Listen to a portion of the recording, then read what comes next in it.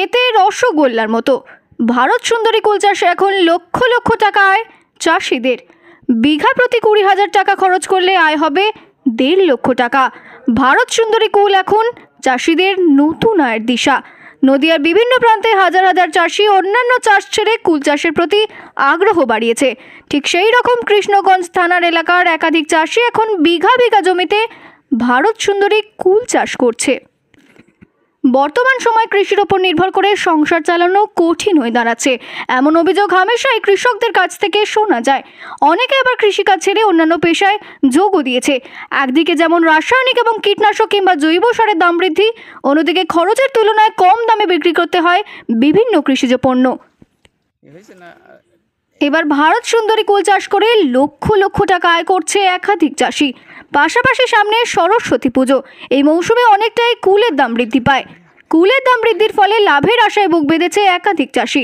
নদিয়ার কৃষ্ণগঞ্জের ভারত বাংলাদেশ সীমান্তের মথুরাপুরের কুল চাষি বিদ্যুৎ বিশ্বাস বলেন, আপেল কুলের মতো দেখতে ভারত সুন্দরী কুল এখন বাজার কাঁপাচ্ছে। পাশাপাশি ভারত সুন্দরী কুল চাষি পলাশ বিশ্বাস বলেন, ভারত সুন্দরী কুল মূলত সরস্বতী পুজোর সময় নয়, সারা বছরই চাষ করা যায়। এই কুল চাষ করতে বিঘা প্রতি খুব বেশি হলেও 20,000 টাকা খরচ হয়। সিজন প্রতি প্রায় 1.5 লক্ষ টাকার বিক্রি করা যায় এই কুল। সে কারণেই তিনি বলেছেন, অন্যান্য চাষের তুলনায় অনেকটাই লাভজনক এই কুল চাষ। খরচ তার থেকে যদি এই কুল চাষটা করে তাহলে চাষিরা একটু লাভের মুখ দেখতে পারে। আপনার নাম? আমার নাম বিদ্যুৎ বিশ্বাস। বাড়ি মথুরাপুর। হয়েছে না কেটে গেল।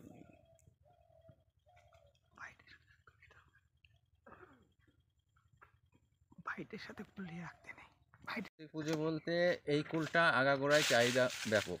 এটা ভারত সুন্দরী, যে আগে যে দেশি কুল ছিল সেটা তো এখন আর নেই, সেই কুলের চাহিদা পূরণ করছে এই ভারত সুন্দরী কুল। কিন্তু সরস্বতী পুজো বলে না, এটা 12 মাস যতদিন হবে ততদিন এই কুলটার চাহিদা বেশি। মিনিমাম কেজি 40 থেকে 45 টাকা কিলো বিক্রি।